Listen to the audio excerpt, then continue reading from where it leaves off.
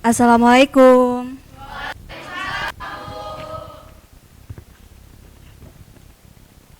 Oke, selamat pagi anak-anak. Gimana kabarnya hari ini? Sehat?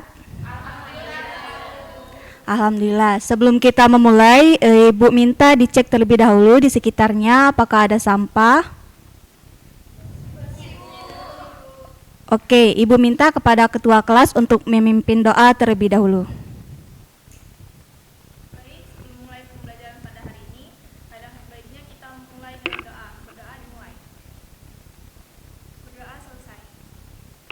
Ada yang tidak hadir hari ini?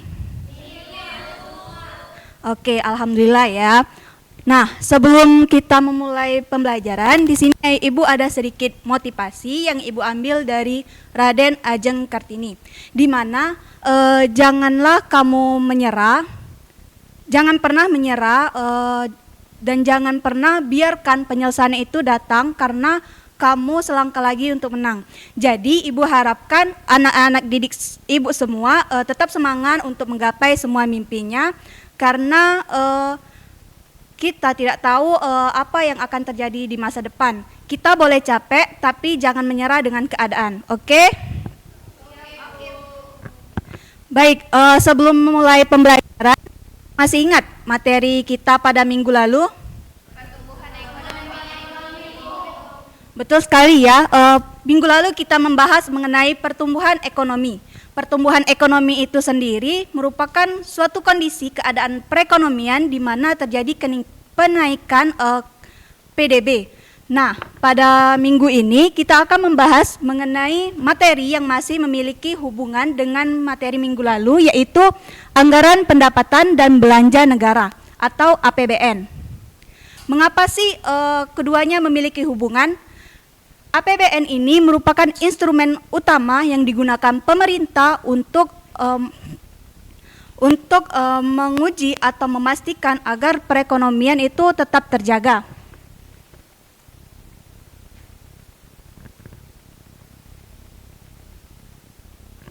Adapun tujuan pembelajaran kita hari ini, yang pertama, siswa dapat mengetahui pengertian, tujuan, dan fungsi anggaran pendapatan negara. Yang kedua, siswa dapat mengetahui sumber-sumber pendapatan negara. Dan yang ketiga, siswa dapat mengetahui dampak APBN terhadap perekonomian. Apa sih APBN itu?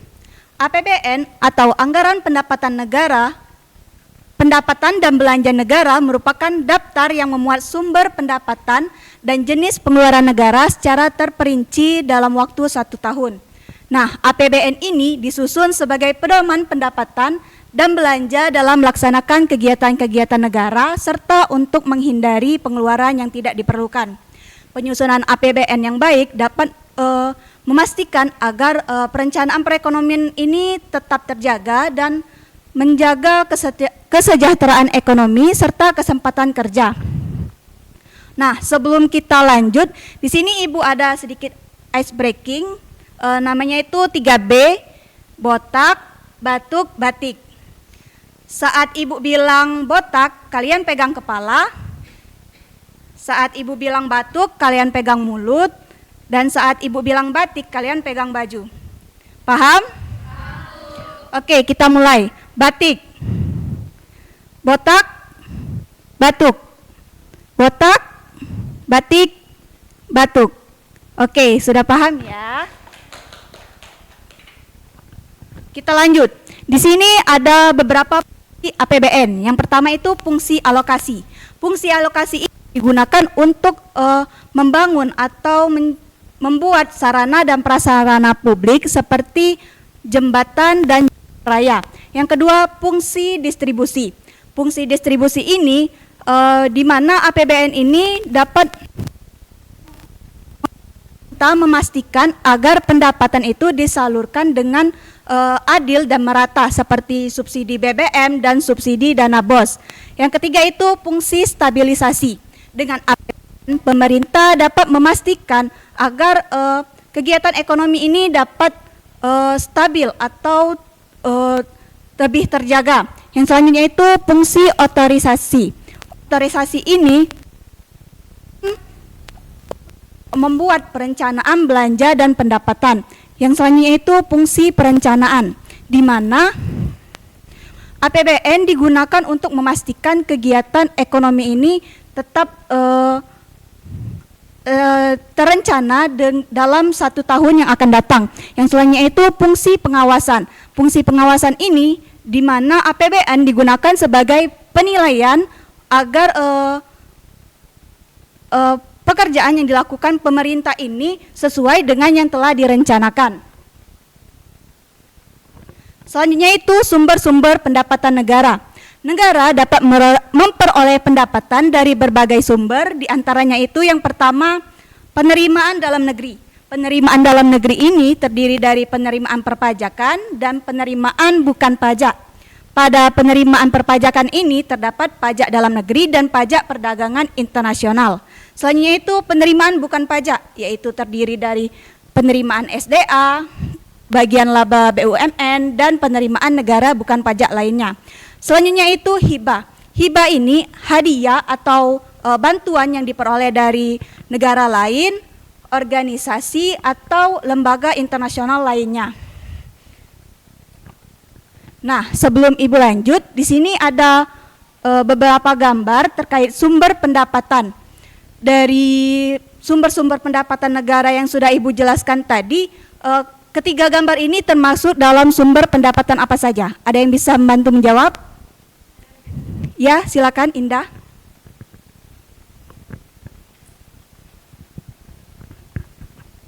Baik Bu, gambar yang pertama itu sumber pendapatan dari bea cukai itu ada dari penerimaan pajak, yaitu ada pajak dalam negeri.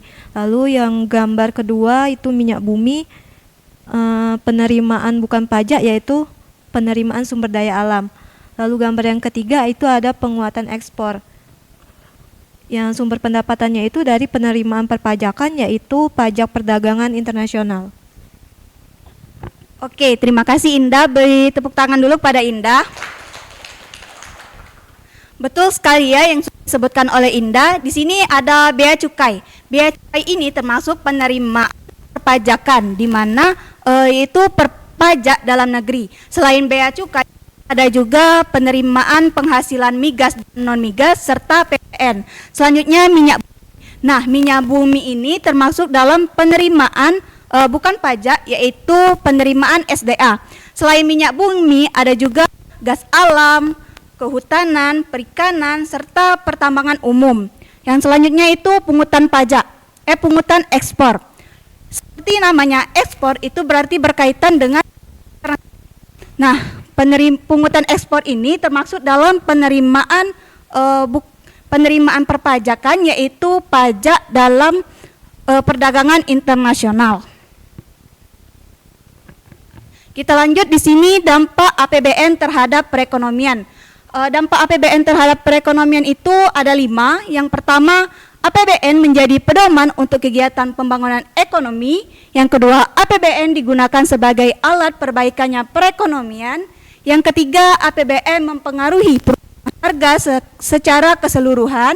Dan yang keempat itu, APBN dapat mempengaruhi tingkat produktivitas perusahaan. Dan yang terakhir, APBN dapat mempengaruhi tingkat pemerataan distribusi pendapatan. Oke, sebelum Ibu mengakhiri pertemuan kali ini, ada yang ingin ditanyakan terkait materi yang sudah kita bahas? Oke, jika tidak ada, Ibu minta kepada salah satu dari kalian untuk menyampaikan kesimpulan. Silakan Jessica. Baik, kesimpulan untuk materi pada hari ini, APBN merupakan daftar yang memuat sumber pendapatan dan jenis pengeluaran negara secara terperinci dalam waktu 1 tahun. Adapun fungsi APBN, yang pertama ada alokasi, yang kedua ada distribusi, yang ketiga ada stabilisasi, yang keempat ada otorisasi, yang kelima ada perencanaan. Kemudian sumber pendapatan negara, yang pertama penerimaan dalam negeri, penerimaan perpajakan dan penerimaan bukan pajak. Nah, penerimaan perpajakan itu ada pajak dalam negeri, pajak perdagangan internasional. Sedangkan penerimaan bukan pajak itu ada penerimaan SDA, bagian laba BUMN. Nah, yang kedua itu ada hibah atau hadiah. Mungkin sekian Bu, terima kasih. Oke, terima kasih pada Jessica. Beri tepuk tangan untuk Jessica. Secara ringkas materi kita hari ini, yang pertama itu kita membahas mengenai APBN, di mana APBN ini daftar yang memuat tentang pembelanjaan untuk secara rinci secara 1 tahun. Nah, sumber pendapatan negara tadi itu ada 2. Yang pertama itu penerimaan dalam negeri dan yang kedua itu hibah. Nah, dalam penerimaan dalam negeri ini terdiri dari penerimaan perpajakan dan penerimaan bukan pajak. Fungsi ini tadi itu ada 6. Fungsi alokasi, fungsi distribusi, fungsi stabilisasi, fungsi otorisasi, fungsi perencanaan, dan fungsi pengawasan. Kalau untuk dampaknya tadi kan ada 5. Oke, mungkin itu saja materi kita pada hari ini. Untuk tes Ibu ada sekitar 10 soal yang akan Ibu kirimkan di grup WA. Silakan dikerjakan dan dikumpulkan minggu depan. Untuk pertemuan selanjutnya kita akan membahas mengenai anggaran pendapatan dan belanja daerah. Mungkin itu saja, Ibu tutup. Wassalamualaikum warahmatullahi wabarakatuh.